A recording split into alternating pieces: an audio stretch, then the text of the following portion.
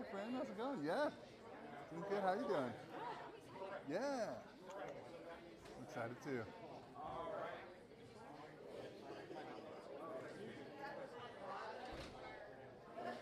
Can you guys hear me? All right, great.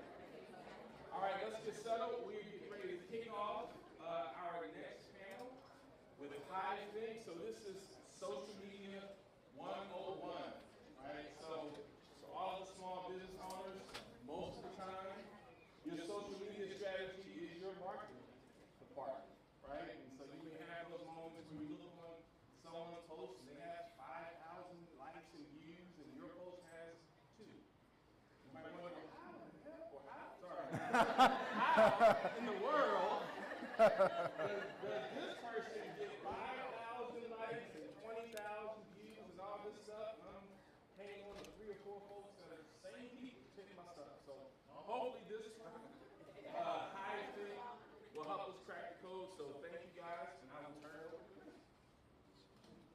I'm going to turn it over to Mike. Okay.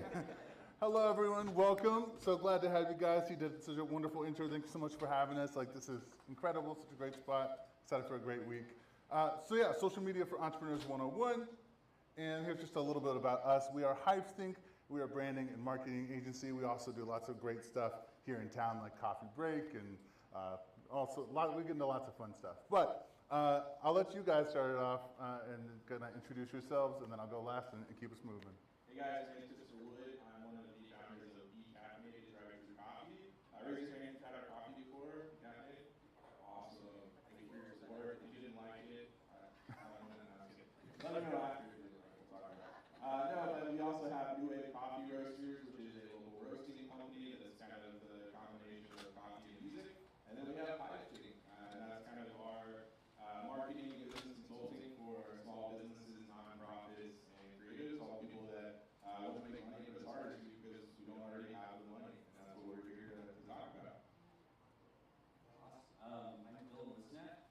I have graduated college maybe about 4 years ago.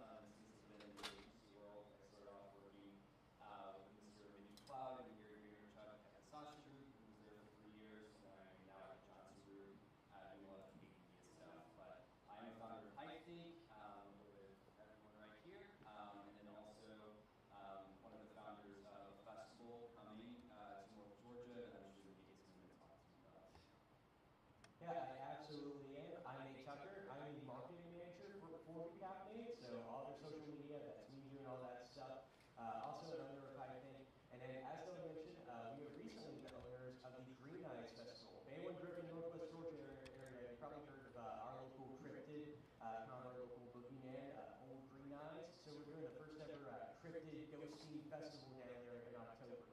So yeah. And I'm Michael Orzabal. I'm the last of the 4 horsemen up here of HiveThink. And my big thing, I work with HiveThink doing a lot of the kind of behind the scenes work, trying to make sure we all keep moving. And then I was also like design and illustration stuff with Caffeinated. Other than that, I'm an artist and I'm an animator. And so that's where I have like my other whole side of things. Kind of background as like a guitar and voice teacher, so kind of where Chris has the MBA and like the small businesses, me and Dylan have this marketing background. For me, kind of where I sit on my spot is representing kind of the solopreneur and what it's like to do that by yourself and how do you manage that. And so between all of us, hopefully we can help you guys out no matter what your position and perspective is. Speaking of Mike, should we get them to kind of tell us who they are, like what, maybe just raise their hands, kind of what vibe they're kind of. Yeah, just get a smattering of some people in the audience. Yeah, let's see, Patrick. So raise your hand if you're a small business owner or leader. All right. Nice. That's the right spot. Cool. Raise your hand if you're a nonprofit owner, leader, person. Nice. And then raise your hand if you're like a creative, like artist, graphic designer, photographer, freelancer, etc. And then raise your hand if I did not label you. Yeah, okay, so we got teachers, we got business counselors. Any others I missed? Excellent. Cool. Yeah, that's cool. All right, awesome. Thank you. Cool, so we're going to jump into it. The way we tend to do things is pretty informal, so we are going to do a Q&A at the end. The hope is we're going to cover most of the things that we reached out to our own audience and said, hey, what do you guys struggle with on social media? We're going to hit those things first. We're going to go fast and keep it so that hopefully we have more time for Q&A at the end, so that we can actually jump into some of your questions, and you can be really selfish and just ask about, like, what do you need for your business, and because the chances are you probably represent the situation of lots of other people in this room, so by helping one, we can probably help them. So, first off, this is Start With Why. Anyone know Simon Sinek? Yes. Yeah. Well, I'm going to tell you that this guy over here is going to get started. Because one of the big things with social media, like, before we jump into the tactics, it's important to look at, like, what is your why for social media? And then to go more granular versus that, like, what does winning look like on social media? Because there's a billion ways that you can approach it, but it depends on what you're actually going for, what your strategy should be. So some people call me a Simon Sinek fanboy, and all I have to tell them is they're completely right. I have two cats. One of them is named Simon. I'll let you do the equation there. So how many of you have never heard of Simon Sinek? Raise your hand for me. Oh, cool. Okay. So not as many as, okay, cool. So Simon Sinek is this guy. He looks more British than he is. So he kind of early 2000s, which feels weird to be able to say now, he came up with this concept called Start With Why, and he kind of just started telling it to people. And he's like, oh wait, I know this guy. Yeah, I remember that. So he started telling his friends this concept, Start With Why, and people were like, wait, that actually makes a lot of sense. It makes me want to do cool things. Will you come tell my friends that? And so then it just kind of started growing organically, like most good things do. And then it reached a point where it was kind of taking up most of his time. He had been kind of a sales guy, and then 9/11 happened, and it kind of made him realize that I don't really care about this, and I don't want to do this. I want to do something that I feel like matters or like has more of a legacy. And that's when he changed to the Start With Why concept, and it was he kind of dove into it, built it out as more of a philosophy. Then he got onto TEDx and it was either the second or third most watched TEDx talk in the world, literally on TED Talk. And it was about this. This is a still frame from that video. If you haven't watched it, I highly encourage you to go watch it. It's really bad quality of the video, but it still was the second or third most watched one because the content is so great. But basically, he talks about these three circles. So if you can kind of see behind Nate's head, you've got the what, the how, and the why. And he argues that most people start with what. And so at the time, he compares like Microsoft and Apple, or the Wright brothers and another guy that was trying to invent the airplane at the same time. I can't remember his name, and that's kind of the point of the story. And basically, the people that started with the what, so at the time he was talking about Microsoft, or the guy that was trying to invent the airplane, they were doing it for the fame, they were doing it because they just thought it was cool, or because they wanted the money, and they were trying to push the what, and they didn't actually have anything to back it up. But he argues that the people that started with why, so the Wright brothers, Apple, just a lot of these brands that you're like, oh, there's actually something to it, and it has a heart to it. He argues that those people are the ones that actually have substance and kind of just turn into this awesome thing. Apple was a lot cooler when he did all this. They've kind of gone downhill a little bit, I would argue, but he talked about how Apple wasn't worried about what other people were doing. He asked one of the higher ups, like, are you worried about Microsoft's new iPod thing coming out? And they're like, I didn't know they were doing that. We're just worried about beating ourselves from last year. And that concept is what pushed them, and they were a business that pushed technology and pushed the envelope on innovation, and they just also happen to sell computers. Whereas Microsoft was like, hey, we sell computers, do you want to buy one? And they were like, okay. And then they came out with, I think it was called the Zune or something. Yeah, exactly, you know? And everyone was like, why is a computer company selling an iPod? And when Apple came out with the iPod, we were like, yeah, that makes sense. And so with your social media, it's really important, both as a brand, a person, and your social media, to have that why. Because if you're just doing it because you think you're supposed to, if you're just doing the roteness, then it doesn't actually matter. But once you start having that why, that passion, especially as an entrepreneur, entrepreneurship is really difficult. You do a lot of hard work and you don't make a lot of money a lot of time. If you do, that's awesome. You probably should be in another class. I don't make much money yet, so. But you're doing it because you have something that's driving you, something that you're passionate about, and that's what gets you through the days. And that's why, if you push your why, that's when you start magnetizing and drawing in other people that have that shared why, and it kind of becomes a movement rather than just like hey, watch my video about pizza. Yeah, so winning looks like finding your why. And actually, he has a book called Start With Why, and a second book called Find Your Why. Really good workbook if you want to do it. Really helpful both as an individual, a business, or a tribe. And if you don't know your own why and you don't have an inkling of it, it's a really good kind of mental lesson to go through and kind of figure out, like, okay, why do I actually do this? Why am I choosing one of the most difficult things to do instead of just going somewhere and getting a guaranteed paycheck? Awesome. I want to do a little follow-up question. So this ties in a lot to like the caffeinated values. So can you list them off, and then maybe can you talk about how you use that on like a more tactical, like moment-to-moment way when it comes to social media? That way people can kind of see like the North Star version, but also like how do I navigate the next wave? Yeah, so ours are cultivate kindness, foster community, be happy, be caffeinated, and kind of when we're making decisions, if what we're doing doesn't kind of fall under one of those categories, we're like, why are we doing it? Yeah, and kind of how that manifests with our content is like, as we said, like we're trying to foster community, so a big element to that is a lot of our content on Be Caffeinated social media has nothing to really do with Be Caffeinated on the surface. It'll be us talking about a local nonprofit that we're working with, or it'll be us talking about another business that we're doing some kind of partnership with, or it'll be about our team or something like that. You know, a lot of them, the focus isn't copy, copy, copy. The focus is the cool people around us and who we're trying to build up with us. From like the positivity angle, we're very focused on the idea of like, you know, we kind of have like a no bummers rule a little bit on like our social media, which I think is a really good thing to have.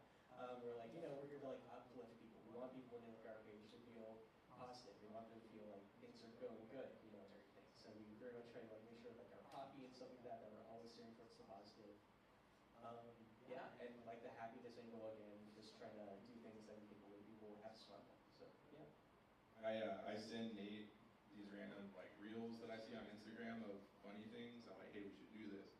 And there's some that I've sent, and he's like, that doesn't follow the no bummer rule. I'm like, yeah, but it's still really funny. Yeah, there's definitely brands that it makes sense for them to do like oh man, the boss is here, I gotta act serious. You know, just memes like that you know, they're funny, but you wouldn't want to work there, or you wouldn't want to be a part of that, you know, system. And so we make sure that all of our content matches the brand that we're trying to put forth, and make sure that it makes our employees excited to be there, and it doesn't make them look bad, doesn't make us look bad, and it makes us, it's the truth instead of just like, you know, we did it for a laugh. Awesome. I got one little tip on this before we move to the next question. So whenever I hear, and this is not just in social media, but really anything, but specifically we'll say social media. If there's something where, say, Chris and Nate are talking through a potential post, and they're not sure how to approach it and what's going on with it, at some point in the conversation, Chris or Nate will probably say, like, start with why. What's the point of this post? Like, even beyond like the greater why of the company, being like, what is the purpose of this post? What is the why? What does winning look like? And then that will immediately cut off lots of options that we were exploring, and then instead be like, aha, this is the point of this post, therefore it should be da-da-da-da-da. It sounds really simple, but it's that kind of stuff in the moment that's going to change the game on like, I just feel like I'm doing this because I have to do this, like you're supposed to do social media. Instead ask like, what's the point of this? Am I trying to actually make money with this post? Or is this post like, I want my community to feel good, I want my audience to feel good, I want them to, you know, like feel the feels. It's like, okay, great, then how do I make them feel the feels? It's a lot easier once you do that. So, all right, next big one. What platform should I be on? So we got a bajillion: Facebook, Instagram, TikTok, maybe, bird a little bit, LinkedIn, what used to be Twitter. And so this can be really, really overwhelming. Like, do I have to be on all the platforms? Can I just be on one? Can I be on others? So I'll throw it to you guys. Like, what is your take on this? Like, what should people be on? How do they decide?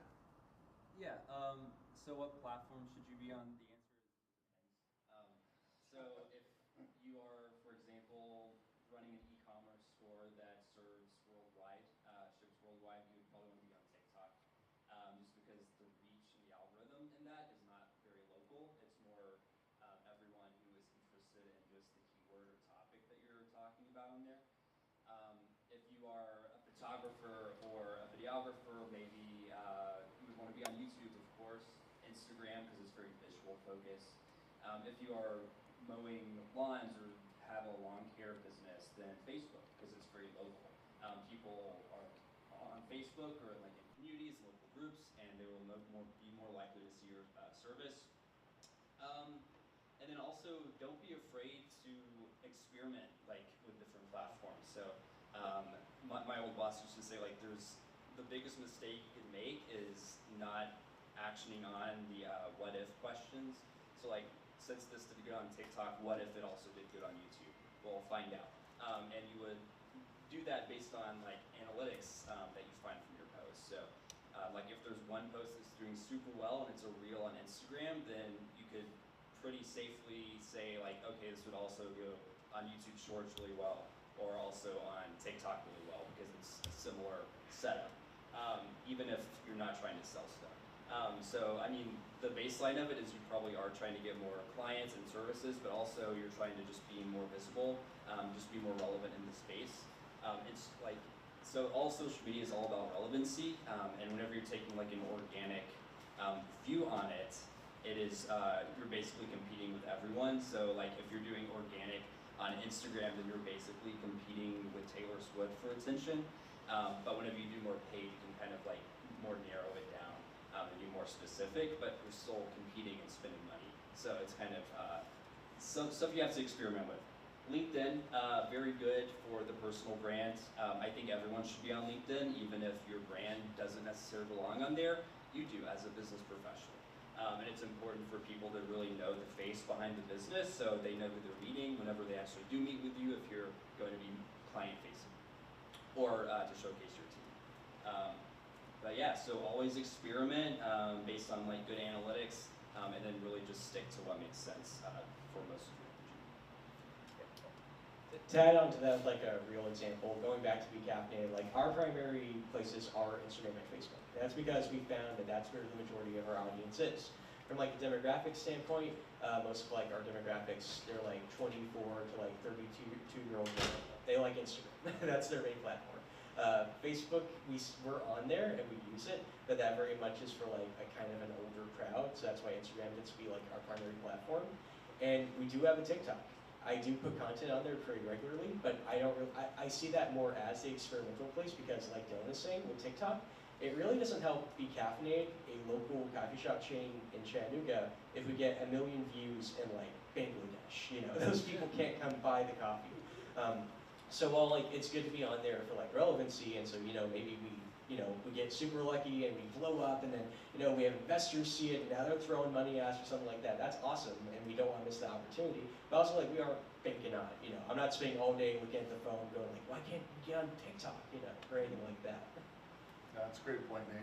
I think too with this, like I've heard, and I've seen this done pretty well of having like an experimental platform like the TikTok, and then having like your main one. So a good example I've seen people use is like on LinkedIn, Facebook, or X. I hate calling it X. You can just do text. Like the ability to post is way easier. It's less lift. And so a neat thing can be like if you're playing Jenga and you can feel like, oh, this block feels solid. This one's pretty much loose. Like that's a safe one to go.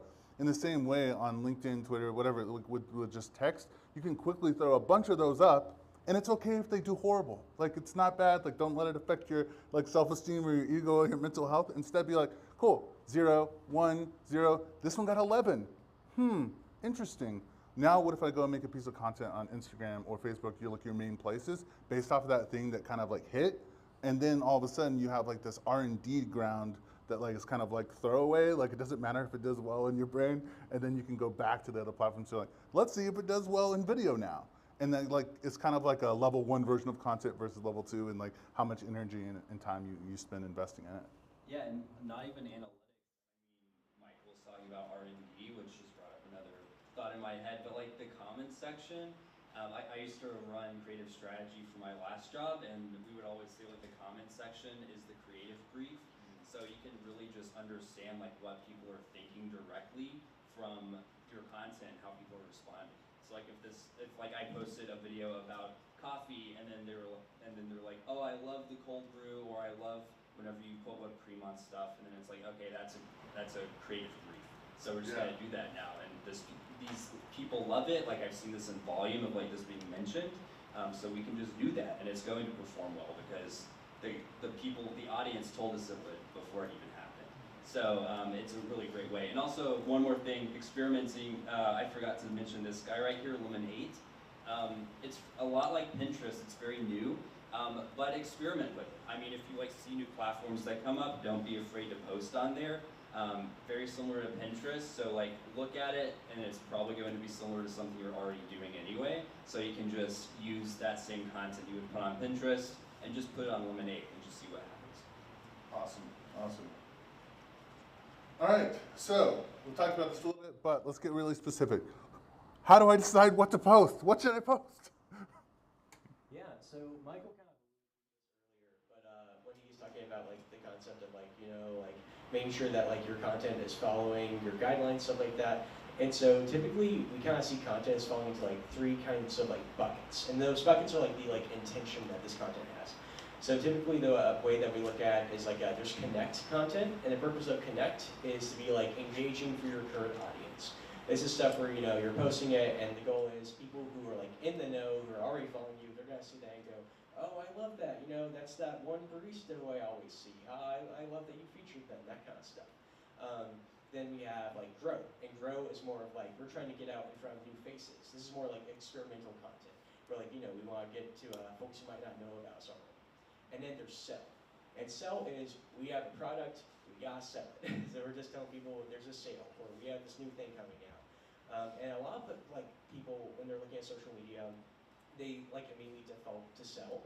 And that's where you get their social media feed is nothing but nonstop, just come buy this thing, check out this thing that we have for sale. Did you know that we are doing this over here? Just constantly just doing that. And a lot of times, one, that content isn't very engaging, great, maybe I need that thing that you're selling, but that doesn't even mean that I'm going to engage with your content. It might mean I look at, I go, cool, I put my phone down. Versus if it had been a post about something that I really cared about, it's a funny video with people I know. Oh, haha, that's so cool. Now I'm commenting that, I'm sharing that with my friends and stuff like that. So really, when you're making content, you should be thinking about the kind of engagement that you want people to have with it. And that's why we really try to follow the idea of selling should be the thing that you're doing the least of. Yeah, he mentioned Gary Vee earlier. Gary Vaynerchuk, really big kind of social media marketing guru. He wrote a book called Jab, Jab, Jab, Right Hook, and the concept is so boxing, you kind of want to jab to kind of get through the defense, and then you do the right hook at the end. The selling is the right hook. If you're just constantly right hooking, they're going to beat the crap out of you.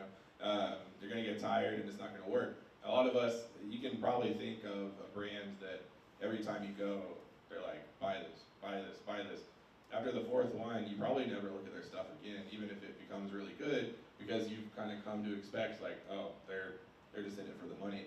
But the jabs, he kind of calls it the value generating content. So basically you're giving your consumer, your customer something. So using the coffee example again, if we're talking about hey, there's this cool thing going on, hey, there's this event, there's this funny video, and then, oh, by the way, 7 posts in, hey, we want you to buy something.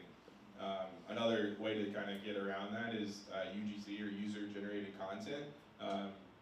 Our brand is super local focused, and we love resharing story posts from our customers.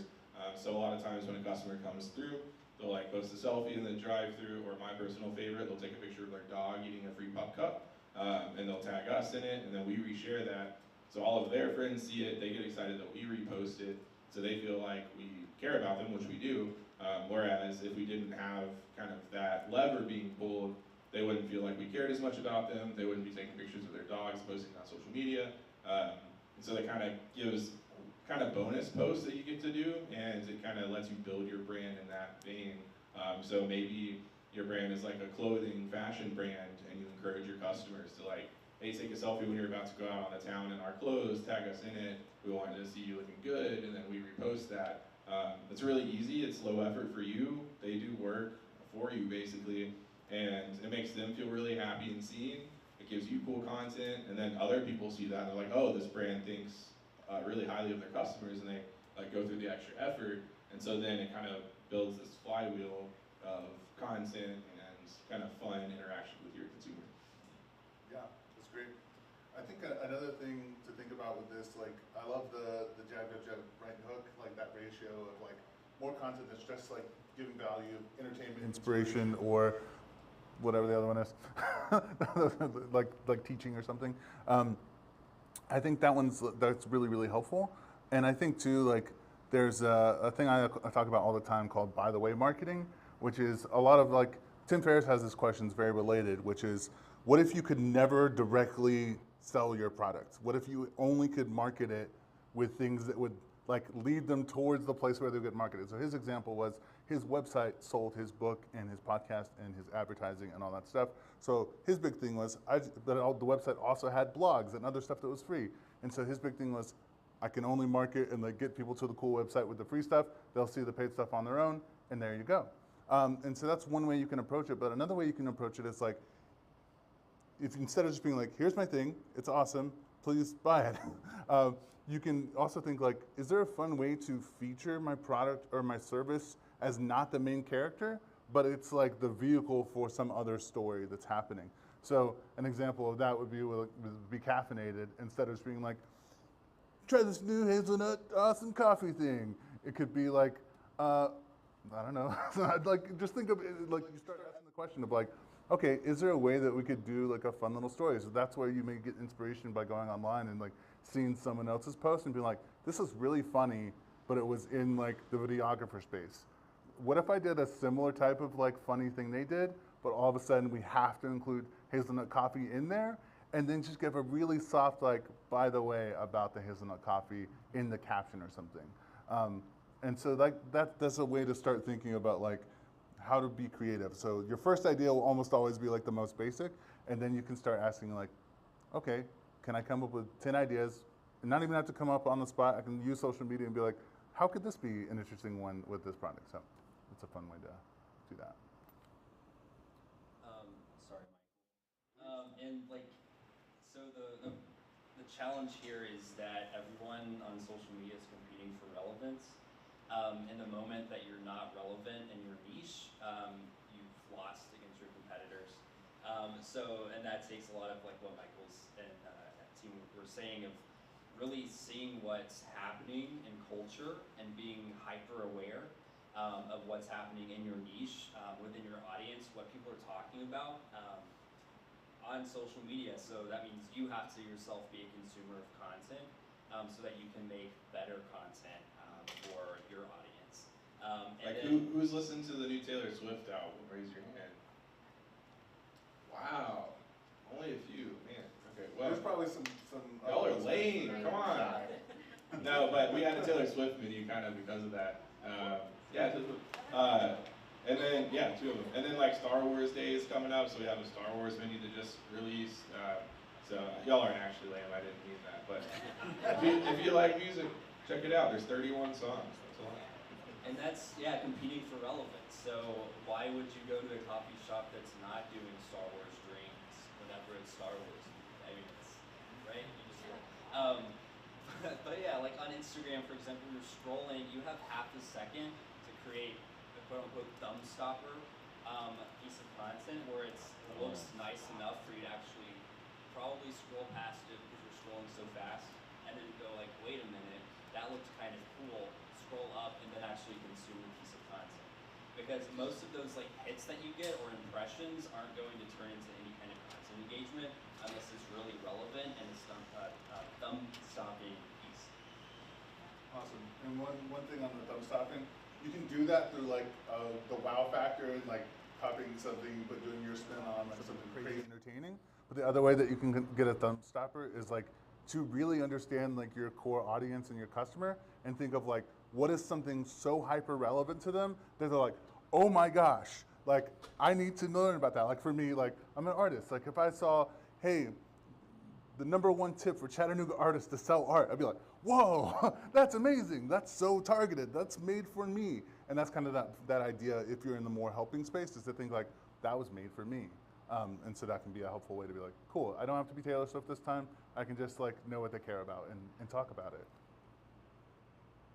All right, any tools to help creating or scheduling easier? So when someone was telling us about like they're overwhelmed with this. They were talking about they used all these different apps to do scheduling on those things. So I'm just curious, like, what are you guys' take on like using tools to help with creation as well as scheduling? The one that I like the most is called batching content. So, as an entrepreneur, you're doing everything all the time, always, and you don't have time for any of it.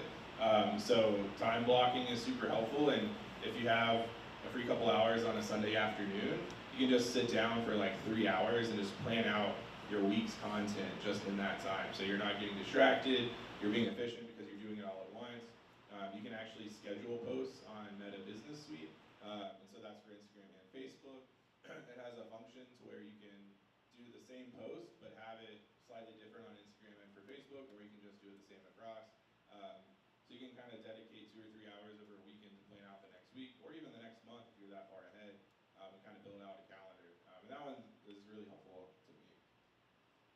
Yeah, I've always used just the platforms that have been given through the platform. So like TikTok has its own business suite, Meta has a suite, YouTube you can schedule posts. But there's also Later.com, which is actually a direct, it works directly with TikTok. So they are partners in that sense. So they work really well with TikTok, and then you can also schedule on Pinterest, I believe, through Later. But even Pinterest has its own like in-house scheduling thing. So you can either find one that works the best for you. There's several out there. Hootsuite used to be a really big one, and Nate and I used to use it all the time. And in college, we were like, Hootsuite's the best. It's the one you should use. But now it's really fallen off. I haven't found a lot of success with it, and I think the metrics that it gives are honestly not very up to date. So yeah, usually just staying in app gives you like the best analytics because it's directly from the source, and it's just a way to kind of stay safe. I think it's important to remember too, like, social media is a business, like, they are a business. So they're making money the longer you're on their app. So I don't know their algorithm, no one does except them, but I can guarantee you that they incentivize people that do all the planning through their own devices, which is why Hootsuite's taken such a hit recently, is because they figured out how to like make it a bad thing. And if you notice, like, if you ever posted something you made on TikTok onto Instagram Reels and it has the TikTok watermark on it, you notice that it does worse on Instagram than normal. That's because Instagram picks up the watermark because it doesn't like that you made it in TikTok and then did it over. So if you're doing that, you make it on TikTok as a draft, you download it to your phone, then you upload on TikTok, and you take that thing you download on your phone and upload that to Instagram Reels. It takes an extra like 60 seconds, but you're not getting pinged for making it in a different platform. So it's important to remember they make money by you using it, so they want you to use it, which means that it'll do better if you use their stuff. Yeah. I'll say a tool. This is one it's really, really helpful, but you should also like be careful of how you approach using it. And this one is ChatGPT. So if you are already using ChatGPT to help with like anything, like especially writing, like it's really good to be like an extra thought partner. But the big danger of it is that like it sounds very ChatGPT. It's like, okay, hello, blah, blah, blah. Like it's very robotic because it's a robot. So a big thing I found with ChatGPT is I really, like if I ever use it, like a lot of times I tend to just go from my own brain. But whenever I'm really stuck, the big things I like to do is like come up with my initial ideas before I ask ChatGPT. It's like, hey, I've got this idea, this idea, this idea. The purpose of this post is this because I've already thought about the why. And then I'll say like, I'll start asking questions about like, what am I missing that could be really fun? What am I missing that could be more effective? What are some fun ways to approach this that I'm not seeing? Can you give me like 10 titles for like if I was gonna title this thing? And then even if you ask it to write for you, like please humanize it afterwards. Like go in and like edit it. A hack that I found for that is it gets a lot closer to human speech if you ask it, do all this, but keep it at a 5th grade reading level. And like seriously, that is like a game changer. And then from there, it's much easier to just like do the tweaks to add the personality back in.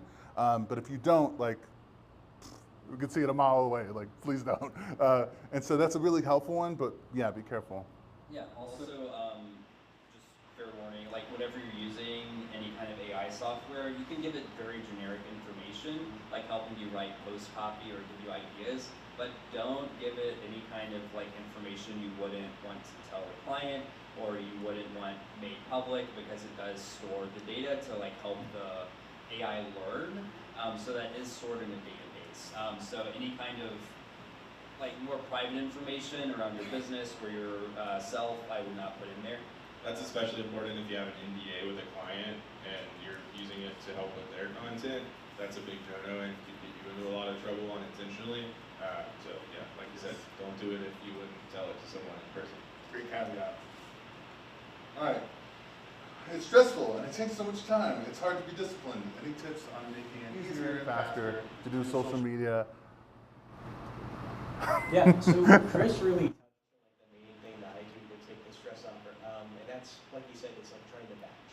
So again, just like setting aside time to really like focus on like this is my social media creation time.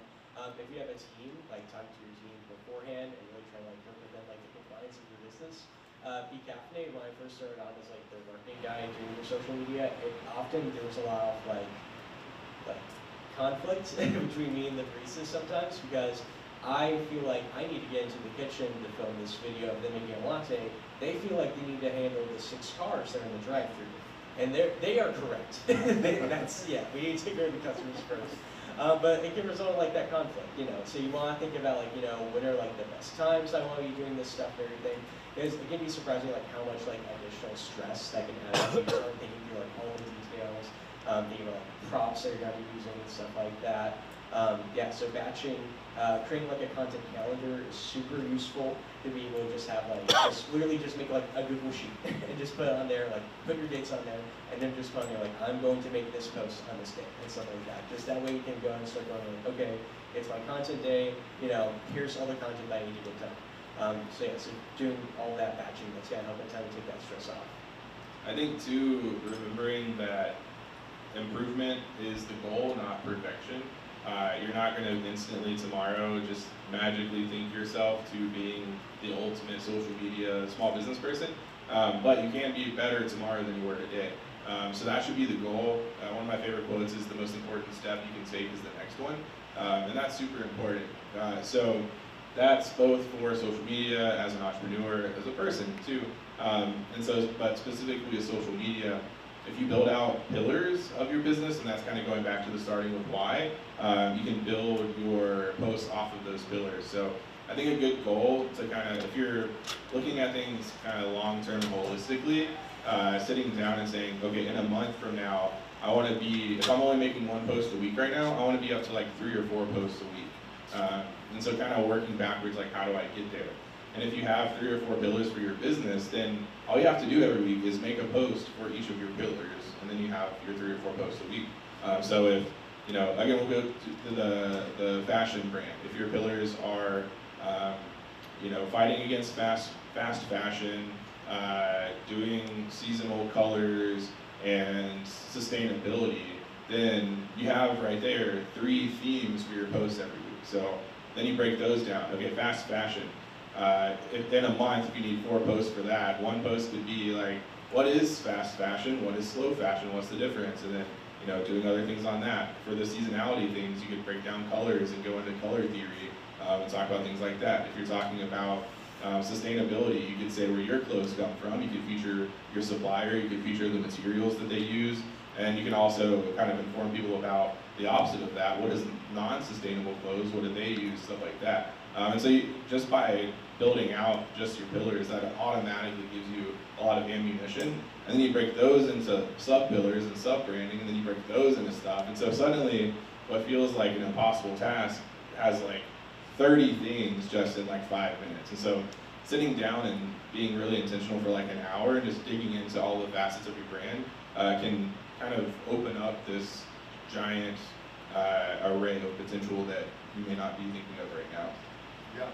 Yeah, I was gonna say like another thing that can help a ton is thinking about how you can turn like 1 piece of content into more pieces of content. Like a lot of times you probably have seen like a lot of podcast clips on social media and stuff like that, and that's such a great idea. As for people, you can film like an hour podcast, and from that podcast, you can get what, like 20, 30 reels easily of you just taking out like 15 to 30 second snippets of like people talking about stuff that's relevant to your brand. So that's one way to think about it, is like, you know, you can make a reel, you can throw that up on your stories, or even like thinking about Caffeinated, like Chris was saying, like people will take pictures of their dogs and people will throw those up on our stories. If you want, you can download those pictures from your stories, and then later, hey, we're gonna do a post about all the cute dogs that come by, and just throw up all those story posts, or you can turn your story posts into reels. Look at all the fun stuff that we did today. That's all the story posts that we did yesterday, or that earlier that day, of like something that you had going on in your business. So there are like a million ways where you can turn like one thing that you're doing on social media and like take that and just turn that into like 3 to 4 other pieces of content super easy. Yeah, so a good example is like, this is like behind the scenes, but right in front of you, our awesome friend Joshua Allen of GM Session Productions, who is filming this, live streaming this. Like, we're gonna take the live stream of this later and literally chop it up and do what we just talked about. So like, you will see clips from this on social media, and that's really helpful. Besides even those, like I might take one of those ideas that we talked about and they'd be like, when I'm writing the newsletter for next week, I'm gonna say, oh, that was a great thing Chris said. What if I write my little blurb on that? And so this is one of those ways that you can like take the load off of yourself a little bit, and like, not everyone's gonna see every single post anyways, and a lot of times they might see it, but that was really great. Then they forget about it. They actually sometimes like being reminded of like, that was a great tip, but I forgot to use it, and now you reminded me, I can use it again. Also, a few slides ago, I mentioned that the comment section is a creative brief.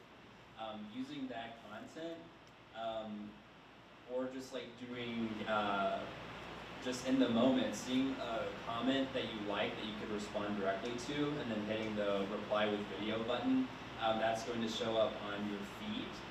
It's also going to be directly an answer to a comment's question or statement. And that's a new piece of content too that took you maybe like 20 seconds to make.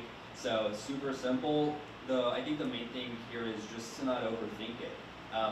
As always, start with why and make sure what you're doing is intentional. But the more you do it, the better you're going to get at it, and the faster you're going to get at it too. All right, and then final 2 thoughts on this, and then we'll move on. You can repost stuff that you posted before, especially if you're kind of building an audience or if you do a lot of posts. Some of the most successful posts that we've seen from people are actually posts that they had posted 6 months previously that they just did again, and it worked really well. And then second, collaboration posts are really big. Instagram has it where you can collaborate with like at least 3 to 5 different brands now. So basically, like for our own suite of businesses, if we do a post that has our bakery items in it, Morning Bee Bakery, Nate will make the Be Caffeinated post and then make Morning Bee a collaborator, and then they might make like another brand a collaborator, and so then it shows up on all of the collaboration feeds. So then it's as if they all posted, and so it goes to all of their followers, and so you're kind of circulating that to all of the followers at the same time. That's really great for doing posts with people that are kind of tangential to your space or complementary. So if we're coffee and then we're working with maybe there's a smoothie brand. We don't do smoothies, they don't do coffee. We do a collaboration post with them, so then all of our followers see them and all of their followers see us. All I have to do is message and be like, hey, what post can we do together? A lot of times people will say, yeah, let's do something cool, because why would you not work together? Awesome. All right, how much is enough? We'll go really quick on this one so we can get some Q&A in there. How much is enough? Yeah.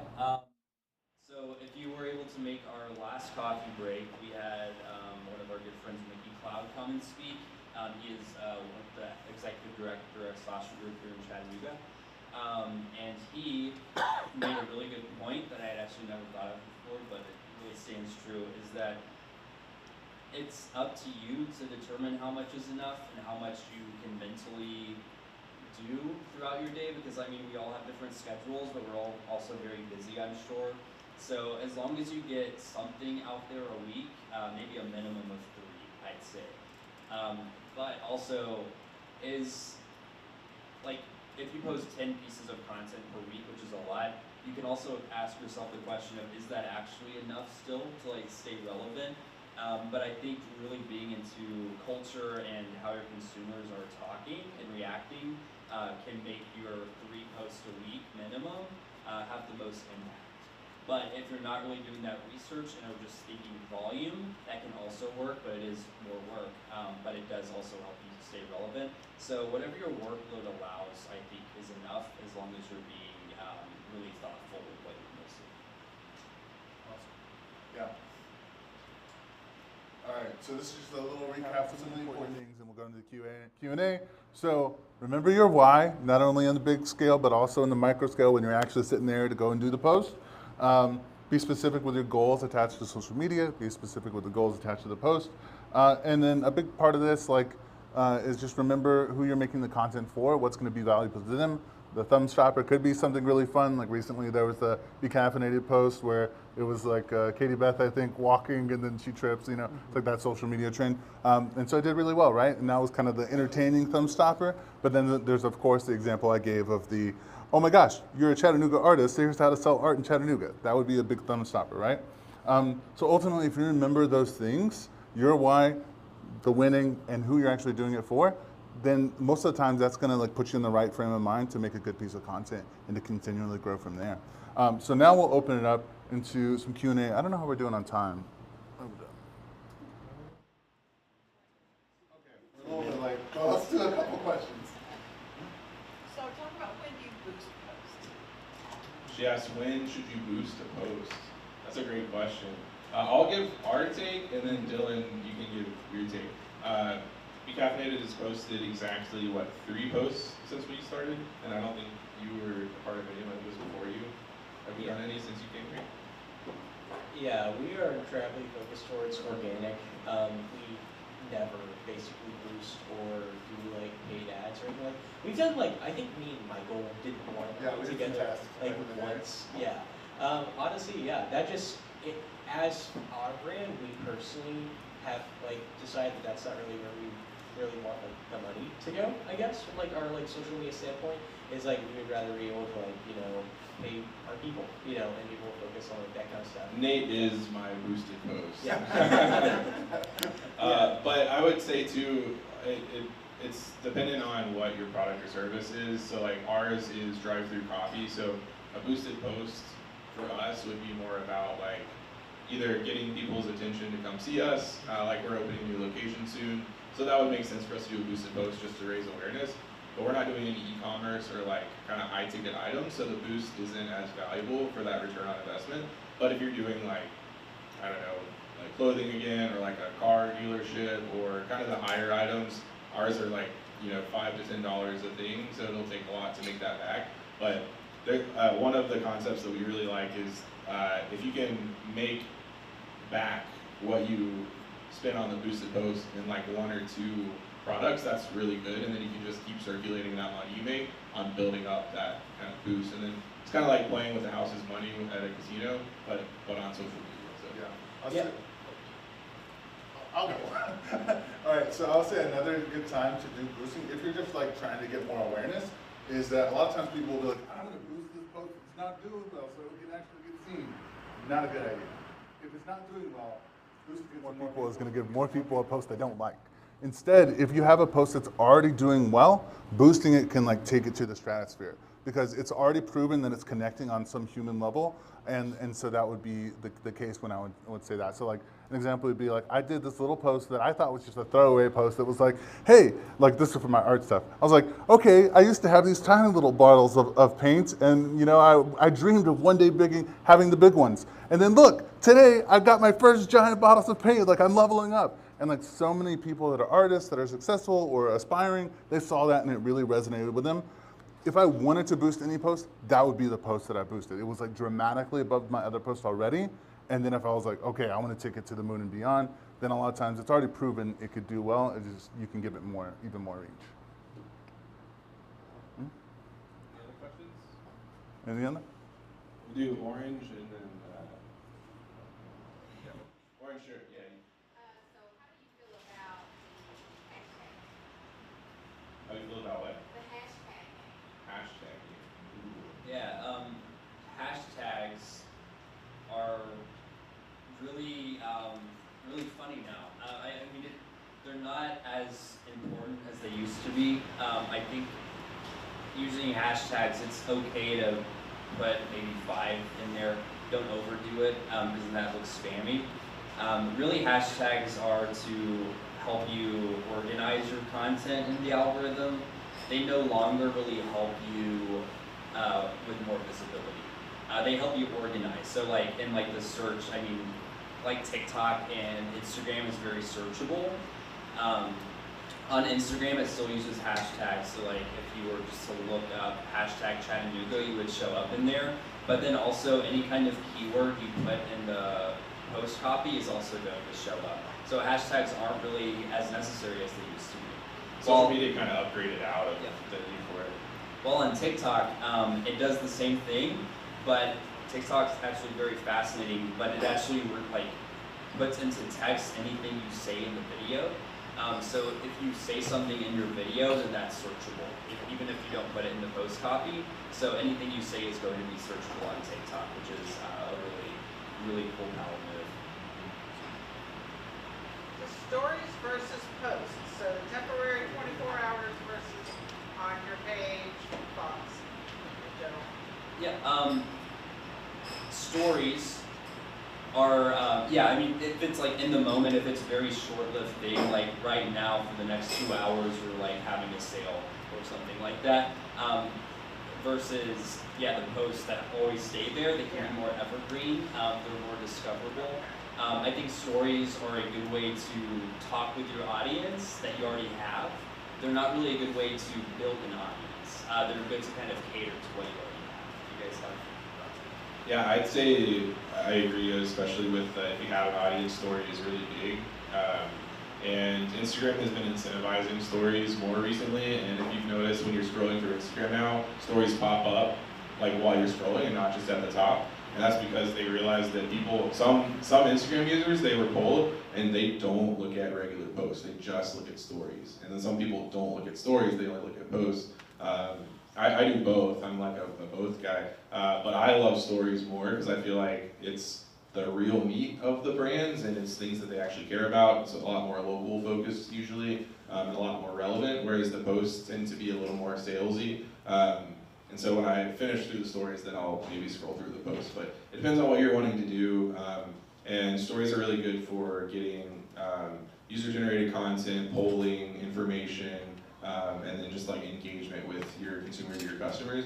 And then you can turn a lot of those answers into posts or more stories and kind of do that flywheel as well.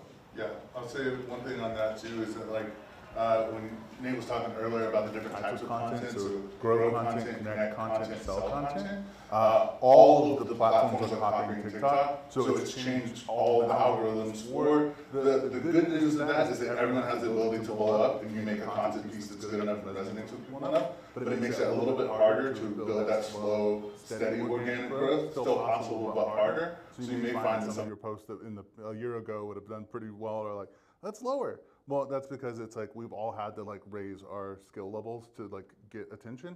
The good thing about stories, it's kind of like the built-in connect place where it's like you are more likely to get your repeat people.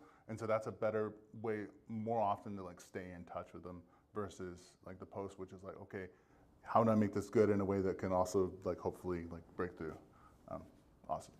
Cool, so I got one little slide for you, just got a couple things coming up for you to know about. So we're gonna do like a celebration book into Chattanooga Entrepreneur Week with our coffee break, actually at the Tennessee Valley Federal Credit Union over on 20th? Yeah, and so that's gonna be a really fun time. The ideal winner is gonna speak and it's gonna be a great time.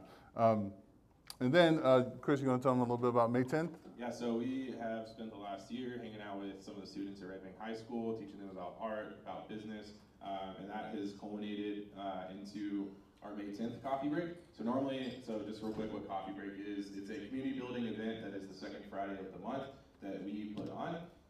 We have a local nonprofit, a local resource, a local creative, and a local musician that are set up, and then we have a speaker panel. Free coffee from us, free pastries from us, it's always a good time. And so the May 10th one, we're having the local artists be the Red Bank High School students who are actually setting up their art booths and selling their art. And then our speaker is the business students that are doing a shark tank competition. We're having judges, and there's going to be funding from the Red Bank Council of the Chamber of Commerce in town, so they're kind of sponsoring that. So if you want to see some terrified high schoolers, please come out. It's May 10th, 8:30 to 10. And buy some art. The hasn't been announced yet, but you can follow us at happycoffeebreak.com to find out. And that's going to be a good time. And that's our partnership with Be the Change Youth Initiative, which is a local nonprofit. They do mental health advocacy for youth, and they also have really good connection with the local music scene with their Be the Change Collective, which is local musicians. So, yeah, and if you want to learn more about us, you can find us on Instagram or Facebook, preferably Instagram. Well, it was on Facebook, but at HiveThink Media, and then Coffee Break Chattanooga. Please come and talk to us after this. We have business cards and a lot of fun things to say. You just have to start it. So, thanks for listening. Yeah. Anything else? Good for me. All right, thanks guys. Have a good one. Thanks so much.